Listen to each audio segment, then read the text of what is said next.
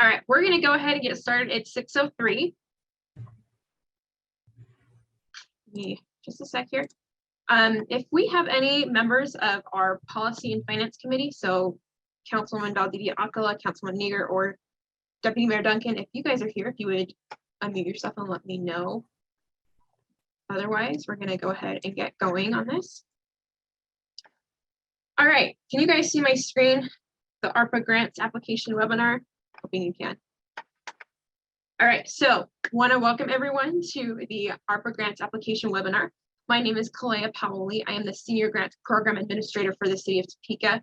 I am one of the staff members who has been asked to lead out the grants that the city has decided to issue for the ARPA grants from our ARPA money.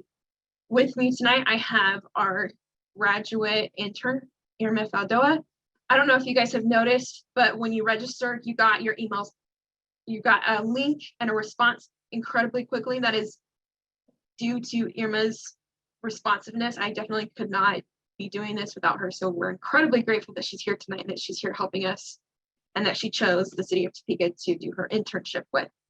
So tonight, we are going to host a webinar for the ARPA grants that were opened, and then we will have a Q&A session, and at the Q&A session, feel free to ask any questions, and we will get going. Right. Thank you, Kalea, for that introduction. Again, my name is Irma Faldoa, and I'm one of the individuals working on this grant alongside with Kalea. And just a quick overview about what we will be talking about tonight. We'll be giving a brief introduction about what ARPA is, the timeline for the grant, the allowable and unallowable uses of funds, then some general information and a walkthrough for the online application. Lastly, after the online application, we will be answering any and all questions you may have. Therefore, please hold all your questions until then. All right, so in March of 2021, the American Rescue Plan Act, or ARPA, was signed into law allocating $350 million or $350 billion in relief to states and local governments. The City of Topeka received $45,676,831 of that bill. And then the governing body voted in February to allocate $10 million of that to community grants. Something to note is that funds, if you receive the grant, funds must be obligated, meaning they must have a plan to be spent, or they must be earmarked by December 31st, 2024, and they must be completely spent by December 31st of 2026. We also really want to emphasize that these are once in a lifetime funds. You might be familiar with the city's social service grants. These are not them. Social service grants open up once a year. These are now and never again. So just be aware of that. So very quickly, this is the ARPA funds timeline. On June 14th, the governing body officially approved the applications, with applications officially going live on June 15th. Please note that application submissions will close on July 31st at 11:59 p.m. Applications submitted after the deadline will not be given consideration. During the entire month of August, the Policy and Finance Committee will review all application submissions submitted by the deadline and request follow-up information if necessary from applicants via email. On September 2nd, the Policy and Finance Committee will meet to review the next steps in the process. On September 13th, applications that made it through the initial application review will be presented to the governing body. And on September 23rd, the Policy and Finance Committee will meet, as well as discuss direction provided by the governing body. In October, a final recommendation will be presented to the full governing body, and it is expected that recipients will be notified. However, this is subject to change. If you're wondering who can apply, we encourage community organizations, nonprofits, for-profit entities, and religious organizations that have a primary office or location within Topeka city limits and have been in existence for at least 3 years are highly encouraged to apply. Additionally, organizations must be in good standing with the Kansas Secretary of State. In order to prove this, organizations may request a certificate of good standing at sos.ks.gov. Please note that there is a $10 fee for online requests and a $15 fee for paper requests. All right, Now we're going to talk about allowable/qualifying programs. Before I get into this, I really want to highlight this isn't a complete or exhaustive list. This is simply the list of things that the Policy and Finance Committee has said they want to prioritize. So if you are outside of this, please don't feel like you can't apply for grants. We're going to encourage everyone to apply for grants. These are just areas that they really want to highlight. So to go over this list, our Policy and Finance Committee wants to focus on giving funds to food and clothing assistance, childcare and early learning services, services for child welfare and involved families and foster youth, childcare facilities, programs or services to support long-term housing security, job development and training, public health and safety, drug prevention and treatment, unsheltered and homeless assistance, eviction prevention, affordable housing, elder care, and mental health care and services. Then there are a list of unallowable uses, and these were actually set forth by the United States Department of Treasury, meaning that these are like the hard line. We cannot, absolutely cannot, we just can't, there's no way around these. And the things that funds cannot be used for are payments for any sort of debt service, replenishment of any savings or rainy day funds, satisfaction of settlements and judgments, reduction of budget shortfalls, offsetting any property tax payments or any sort of payment on back taxes, payment on principal or interest on outstanding debts or loans. They cannot be loaned to other individuals or organizations. So if you got a grant but another organization did not, you cannot loan them that money that they might need for a project. It is for you and you only. They cannot be used to pay into any sort of pension funds or retirement accounts. And funds cannot be used for any sort of project that practices that undermine the COVID-19 mitigation practices that are in line with the CDC guidance and recommendations. So anything that goes against what the CDC is saying, we can't fund those projects. In addition, we can't fund anything that contravenes federal, state, and local laws or regulations. All right, just so you know, you may access the ARPA application through the City of Topeka's website, topeka.org, or you may enter the website listed on this slide into a web browser, which will take you directly to this page. On this page, you will find a list of our most frequently asked questions, as well as the grant application. You have different options in terms of applying. You may fill out an online version of the ARPA grant application or fill out a printable PDF version with the option of emailing, mailing, or hand delivering your application. And please note that if you begin your application using the online version, you will be able to save it and come back to it at your convenience. Perfect, thank you. So what I'm going to do now is I'm going to stop sharing this PowerPoint and we're going to go right into an application, and we're going to walk you step by step using a application that we kind of created for fun with the city's information. I just got to make sure we go back to the beginning of this, so if you'll just bear with me. Okay, here we are. So when you go to the website, you guys see my screen here, the ARPA Grants Fund website. So when you go here and you click the ARPA grant application, it's going to take you to this website. For the sake of time, we already created a grant for city purposes so that we don't have to pause and fill in the data to continue. So first, section 1, we just want some organization information. So this includes your organization name and the address. If you have multiple addresses in Topeka, choose your primary one. If you have multiple addresses like across the state or across the country, choose the Topeka address. Next, we're asking for the primary phone and email, and this phone and email needs to be for the primary contact, which is listed just below that. And the primary contact is the name of the individual who's applying for the grant. This is the person that we can call if we have any additional questions. So that's who you need to put their contact information.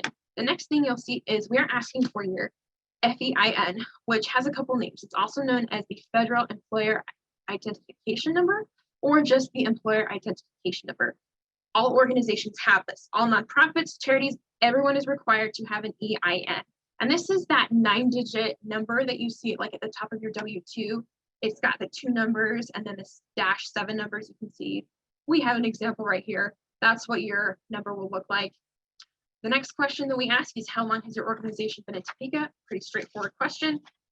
As Irma mentioned, Policy and Finance Committee has asked that organizations have been in Topeka for at least 3 years.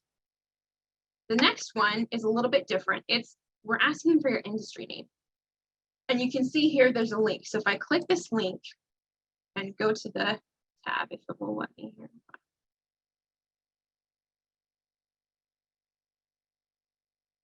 So this is the National Bureau of Labor Statistics, and this is the industries by supersector and NISBS code. So what we're wanting is this, the question just kind of gives us an idea of what industry are you in.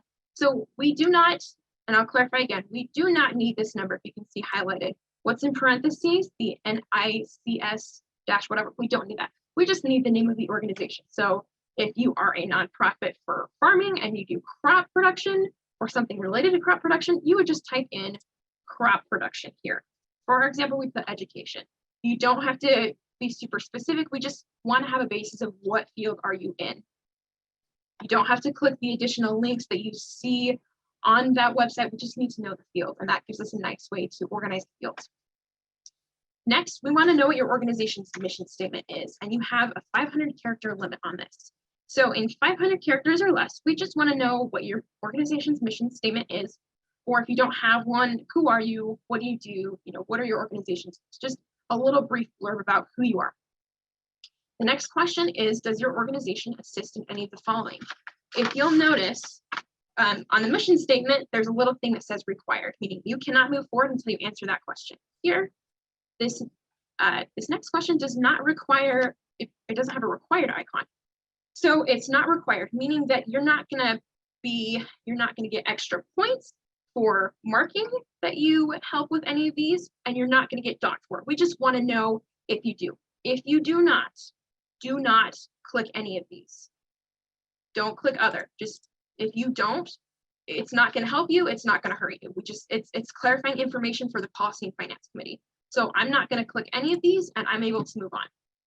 So for section 2, this is information about your organization status. So we're asking if you are open, partially open, open but with reduced hours, or not yet open. If you are not yet open, then a drop-down question will appear, and we want to know the date of your anticipated reopening. If you're not 100% sure, take your best guess. The next question is, are you experiencing staffing shortages? We live in a world where everybody is, and if you are, we're assuming most organizations that are applying for grants probably will be. If you are, please describe the extent of the staffing shortages. If you're not, it's not going to help you, it's not going to hinder you. You can move on to the next question. The next question is, are you a nonprofit? Again, it's not going to help you, it's not going to hinder you in the process. We just want to know if you're a nonprofit or not. It's helpful information for staff, it's helpful for our Policy and Finance Committee, it's helpful for the governing body. Next question is, has this organization received any of the following? And these different options, Spark-based paycheck protection programs, shutter venue operations, these are COVID relief avenues, I guess, that the federal government or the state of Kansas has issued.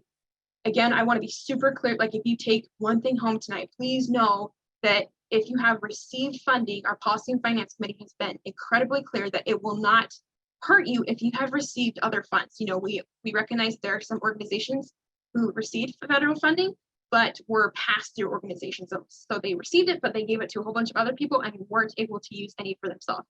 We just want to know, again, it's not going to harm you, it's not going to help you. If you have, it's going to ask how much you received. If you received multiple, then it's going to ask how much you received from the different ones.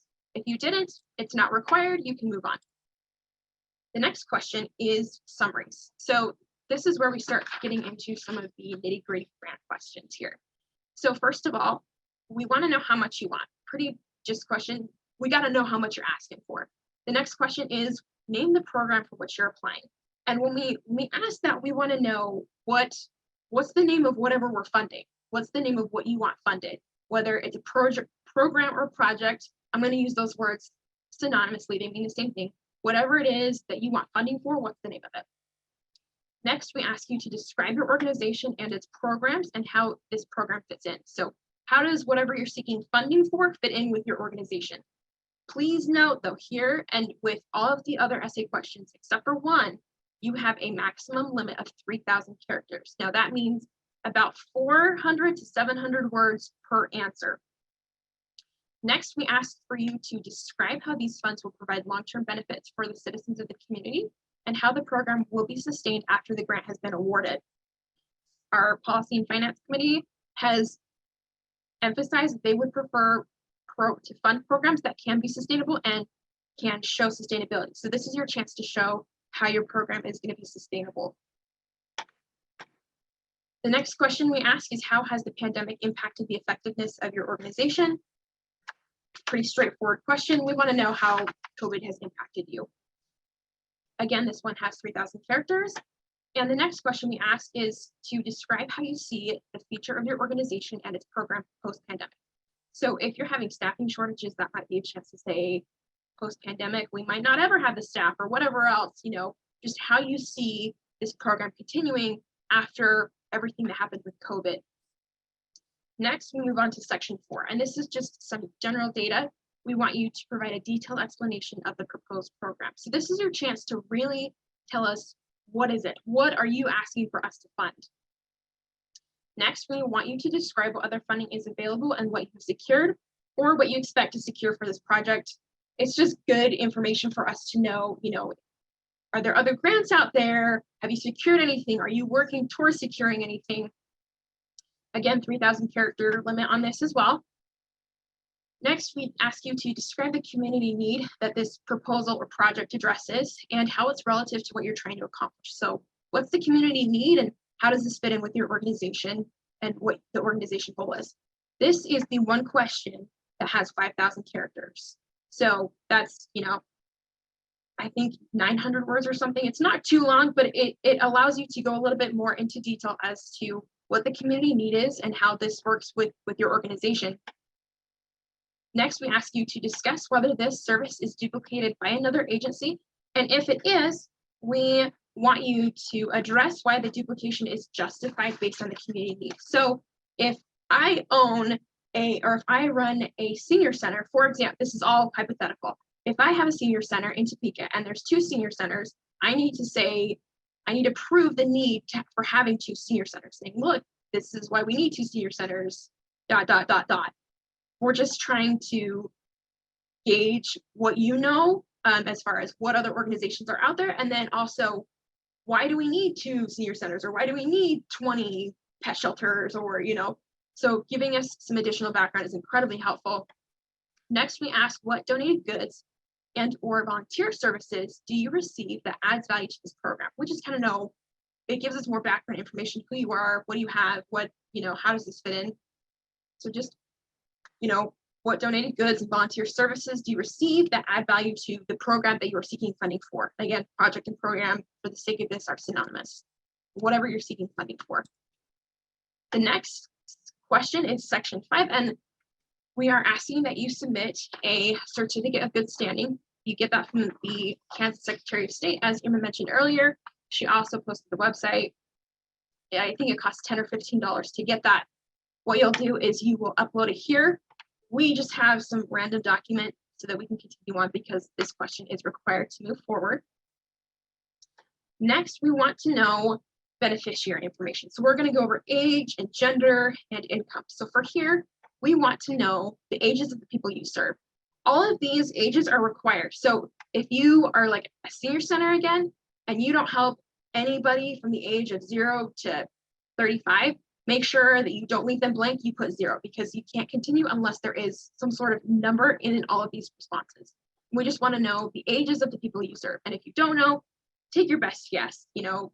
These age ranges are pretty broad and pretty general, so give your best estimate, but please make sure that you do not count individuals more than once. Next, we want to know the gender of the people you serve. Again, required, you can't not put anything, you must put 0. And then this one is our beneficiary information. This one is a little bit trickier. This one was pulled from the social service grant. It's helpful for us to kind of know who you're helping and what class they fall into, as far as income level, to make sure these grants help the most amount of people. So for this, you're going to estimate, the number of people in the household, the number of people in the household that benefit from your project that you're seeking funding for. So maybe I know there are 3 people in this particular family that I run a food bank for, and I'm going to estimate their income. And if they make less than $23,000, then I'm going to put them in the at or below $30,000. If they make less than 37 to 50, I'm going to put them here, and you get the idea. If they make more than these numbers, put them in the other. If you truly do not know their income and you don't feel comfortable guessing, go ahead and put them in the income unknown. Again, this is kind of a hard question, and we understand that we're just trying to get an idea of what's the income level for the individual we're helping, and we know these will be rough estimates. And again, please make sure that you only count individuals one time.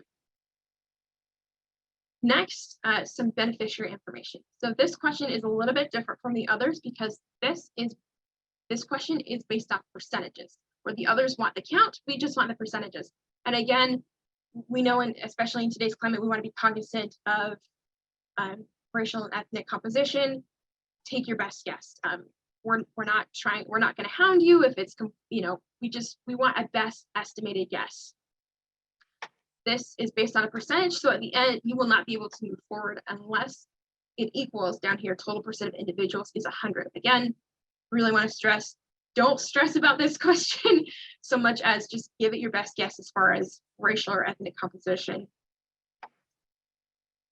The next question we have, we're almost done, is section 7, and this is the declaration of the organization owner and or the applicant certifying a few things, that they're within the city of Topeka and they're up to date on all their payments and taxes, that they're not party to any legal actions against the city, that there's no conflict of interest. That last question, which actually is required by the treasurer, we have to make sure that there are no potential conflicts of interest.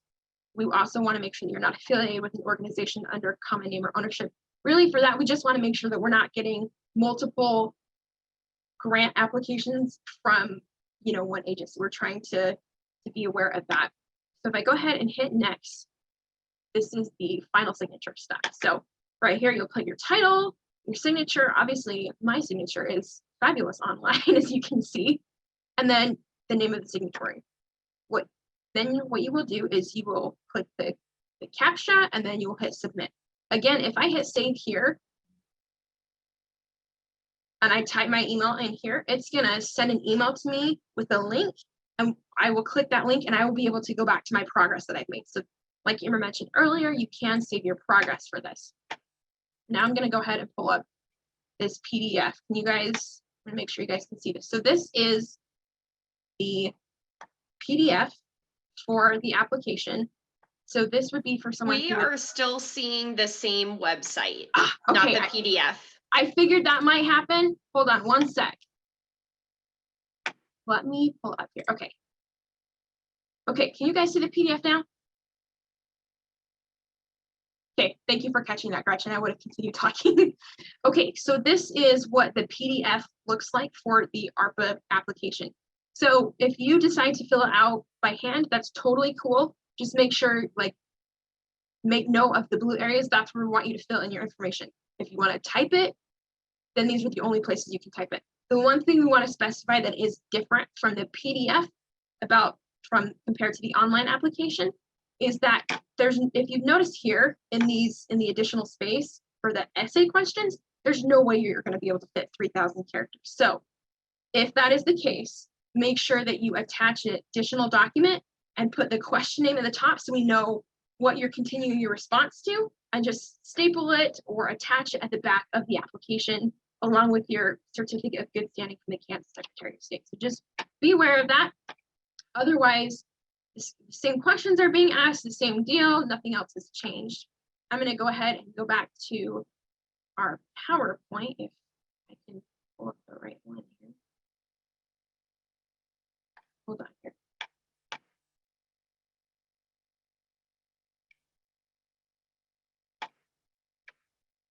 Give me one quick, oh, that's not what I want. Okay, give me one quick sec and we will get back into the PowerPoint.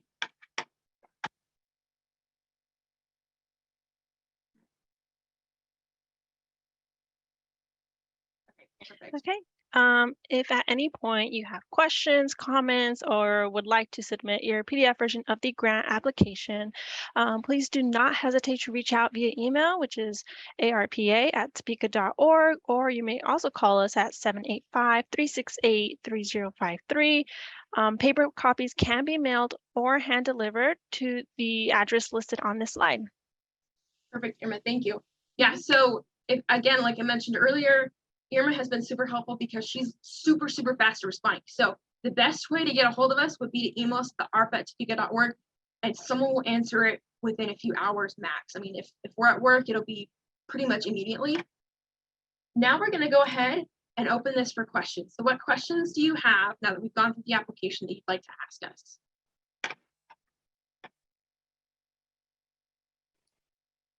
Jonathan?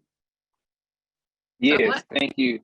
Yes, thank you for your presentation and for taking this time to put this together. One of the applicable areas to apply for is for affordable housing. And you asked for like number of people being served or different things of that nature. So if you're developing housing, are you talking about the person in one house, or are you talking about the person in all your units combined? Or are you talking about the people in a neighborhood? Or if it's going to be for even like for two different organizations, like if there's going to be, if you're applying for funds for a project to serve a community, would you say, hey, like for Highcrest, I'm in Highcrest, right? Would I count the whole population of Highcrest as the people served? And then how would I put in like the ages of every, like that's a lot of breakdown. Like you asked for a lot of breakdown. Right. And I can go out and get demographics for you. I just don't want to lie. I'm also a pastor. And so and so I don't want to lie to you on the application. That's a great point. Give your best guess. Just give us your best guess. We don't go ahead. So I just want to be sure, like, so if I'm developing something that will go into a neighborhood, I should use the demographics for that neighborhood as the people who will be served. Yeah. So you want to do the people that you directly serve, and then also want to point out. Appreciate you said a perfect example. Raising your hand is a great way for us to continue the Q&A. Did that answer your question, Mr. Sublette? I believe so, and I'll probably try to get things done beforehand, like before the deadline, so that we can check everything and make sure it's good. Perfect. And again, like we said, any questions, email arpa@topeka.org. Some of these questions we might not have the answers to, but we will get back to you like as soon as humanly possible. Debbie, you had a question? Yeah, so it's kind of tied to that, but so when you're asking for the demographic info, is that customers that people we're currently serving, or is that people that might be served by this particular project that we're referring to or that we're applying for? That is a great question. I will check with our policy and finance committee and figure out what exactly they're looking for. Because they're, at the end of the day, we're staff, so we won't be making the final decisions. We're just helping execute the application. So we will email you as soon as we have an answer, and we'll make sure we get that taken care of right away. Thank you. Reva? So I guess we all have questions about this similar section. So our organization serves multiple counties. So do you just want the demographics of the clients that we have in Shawnee County, or do you want all of the clients that we serve? So, and this is one I believe I can answer because this is what Policy and Finance Committee has directed. So this grant, are you located in Topeka, or are you located just in the county? Yes, and we are located in Topeka, and our project would be Shawnee County only focused. Okay. I'm just wondering about the demographics and the client data, if you want, that bigger picture, or if you just want us to restrict that to Shawnee County. So it's tricky because I'm probably going to have to get back to you, because I could see Shawnee County, but I could see it maybe just being Topeka. So let me get back to you on that. Because we're preferring that organizations are within the city of Topeka. So I will double check with the powers above me who are making these final decisions, and we will get back to you on a for sure answer on that. Okay, thank you. Yep. Sorry for that. Leslie? So I have a for-profit business, so I'm Okay. I'm not a, organization that's helping those types. But we do have employees. So I noticed that you have job development and training. So I'm just double checking that before I put anything together, that, job training for existing employees and new employees is something that would fall into this grant application. Great question. Again, I'm staff, so at the end of the day, we're not the people who make the final decision. So what I would say is I can double check on that, but my line is I'm encouraging everyone to apply just because, it's once in a lifetime funds. You really have nothing to lose and everything to gain. But I can double check and for sure get back if like if you're swamped and you don't know if you have the time to spare unless you think you have a shot. We can clarify that from Policy and Finance Committee and see what exactly they want, if that's helpful. I would say apply though, just because it's once in a lifetime funds. Okay, that works. Thank you. Yep. Lasker?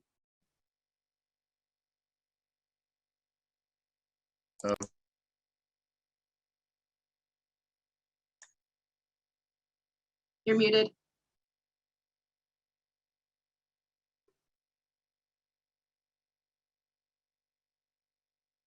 Hello? Yes, we can hear you. Sorry about that. No worries. Okay, I got an observation question as well. Okay. I noticed in the beginning, he said about the big picture, the 300 billion came down, then the 45 million within the city of Topeka. And I was in on that first session on that. And they did it where everybody, profit, nonprofit, community, organizations, religious groups, and individuals. But as it got down to a shorter version, they took the individuals out. Am I correct?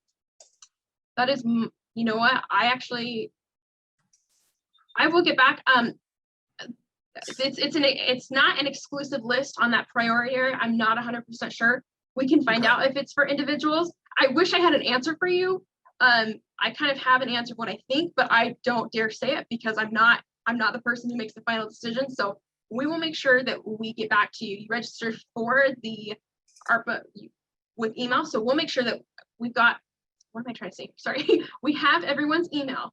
So we will follow up and get an answer to you by email. I'm saying that to say this, ma'am. That was just my observation. As I said, I have a couple questions as well. Is that okay? Okay. Yeah, absolutely. Fire away.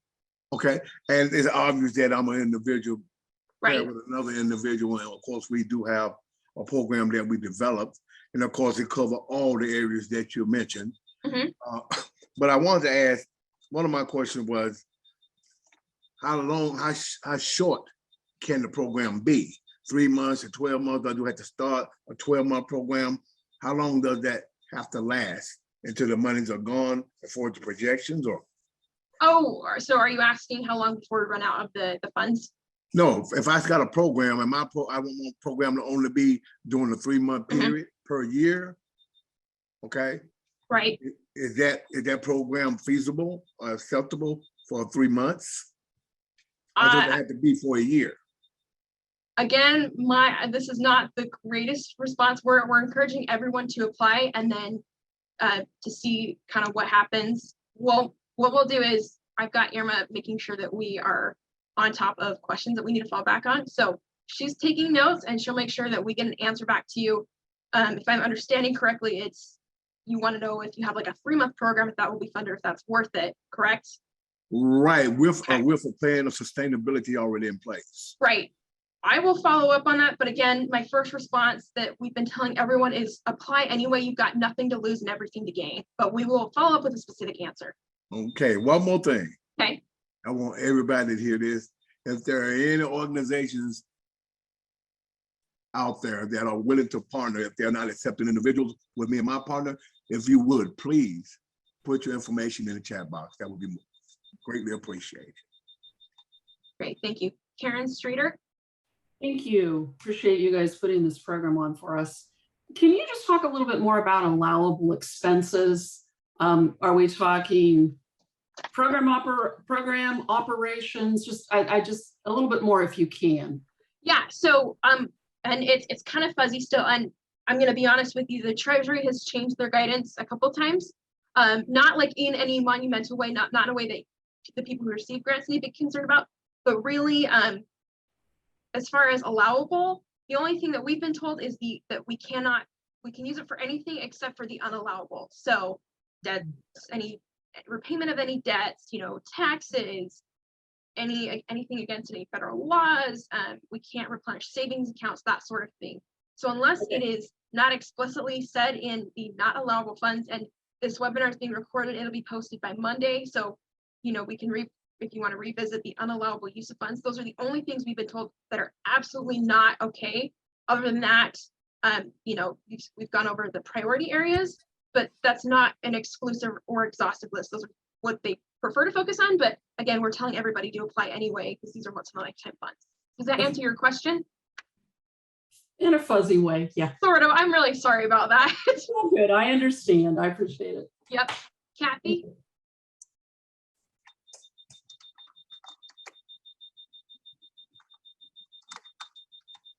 Kathy, do you have your hand up? You have a question?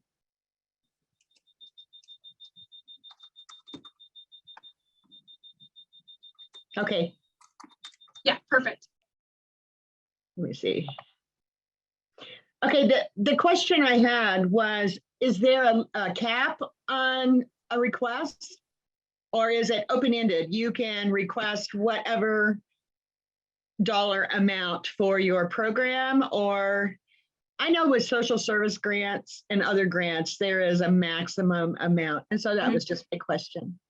Yeah, we'll follow up on this for sure. We haven't been told there's a cap, but we will get additional clarification and get back to you. But again, I'm telling everybody, and you'll probably hear me say it a dozen more times, apply anyway, because you've got nothing to lose and everything to gain from this. Okay, thank you. Yep. Anybody else? If you have a question, please put your hand up, because otherwise I can't tell. Randy. Thank you. As everybody else said, thank you for putting this together. I work with an organization called the One Heart Project, who's been working there in Topeka with the juvenile court, as well as with the alternative schools, several alternative schools there in the district. So my question is really a couple of things.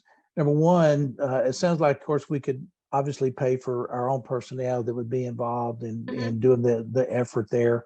And I heard a gentleman ask about partnerships, but can we get funding that we could then turn around and we could pay other organizations that might provide specific services to serve that population, like a vocational training program, like supportive housing of some form or fashion, if we identify that child and family needs that, or would that, and again, I'm trying to think a way how the dollars might be used, or we could refer that family to another organization who's also receiving these funds that would then in turn be able to provide the housing component if that is in fact the way it could work. So I'm just I want to make sure that we understand the scope of how the money could be spent, either internally for our own operation, but to be able to coordinate and work with other very critical service operations that could be much better capable of serving those kids and families versus us doing it ourselves. Right. So I will clarify, because this has been, I guess, alerted to me by the Policy and Finance Committee. These funds can be used, and can be used to pay for salaries. So clarification for everybody else, they can be used to pay salaries. As far as training for other people, I'm not 100% sure. Again, towing the party line, apply. But again, Irma she's doing a fantastic job keeping track.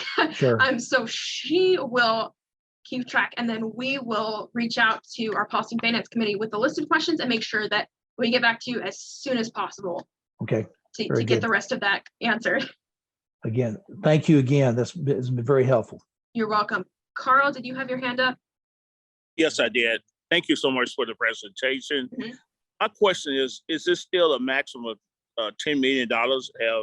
Do we have more money available? What's the maximum? Yeah, so total, we only have $10 million, and we will never have this money again. Again, like we mentioned earlier, these are once in a lifetime funds. And if for nothing else, because they're once in a lifetime funds, apply anyway. You have nothing to lose and everything to gain. But yes, it's not we're not anticipating reopening these like next year. We're not, you know, it's now and that's it. Does that answer your question? Yes, thank you. Yep. Okay. Anybody else, please make sure you put your hand up. Because otherwise I don't see you on my. Randy, do you have another question? Yes, thank you. The gentleman's question just triggered something I forgot to ask you. You talked about the deployment timeline having to be spent by a certain date, which is several years away. Yeah. So can it be worked to where this could actually provide funding annually over the course of a 3 or 4 year period, rather than, you know, spending a ton of money in 1 year? Being able to use these funds to spread the model out over several years, and also use other potential grant funding, other fundraising activities that we do, that this could help supplement this over the course of the full, it looks like almost 4 year, by December 2026. I mean, that's 4 year period. So is that feasible? Is that doable, where we can ask for those funds to be repeated over the course of the 4 years? Okay, so that's a great question. So that kind of leads into the reporting.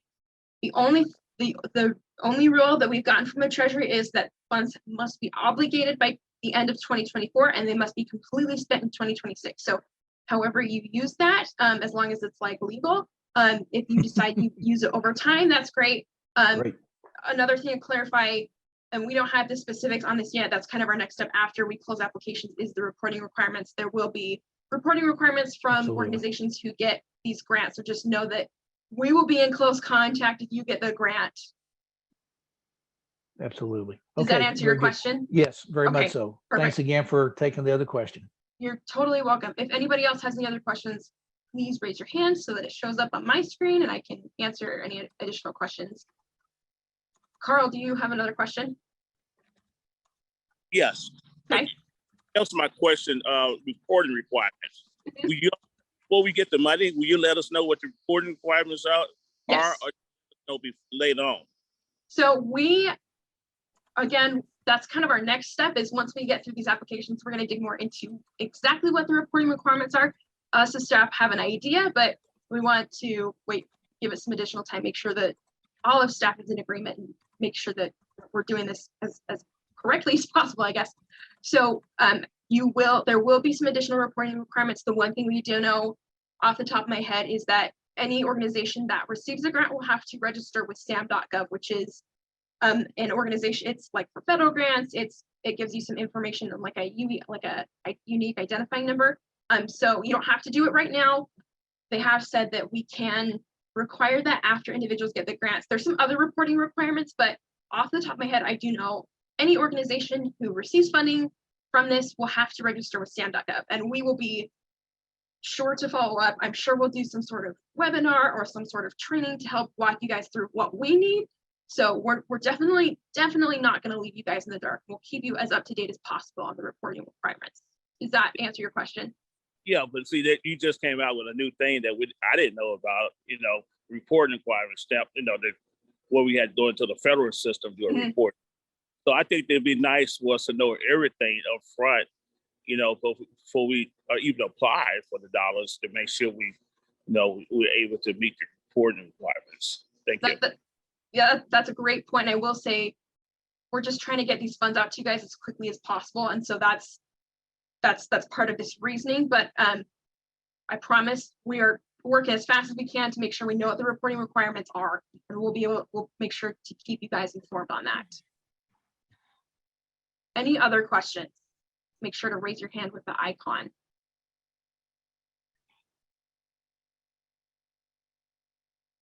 Okay, I'm not seeing any additional questions. If you do, please raise your hand.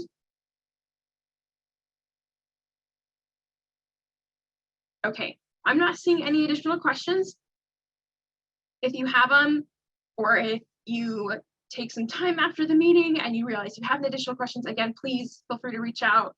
arpa@topeka.org. We respond incredibly fast, or as soon as we have an answer. It might take some time. If we don't know the answer off the top of our head, we'll make sure to get it as quickly as possible. Again, thank you guys so much for your time. Thank you for being willing to listen to us. And please don't hesitate to reach out if you have additional questions about the application. We would love to help you guys out. Okay, we're gonna go ahead and end the meeting, I think. Thank you so much again. Thank you. Yep.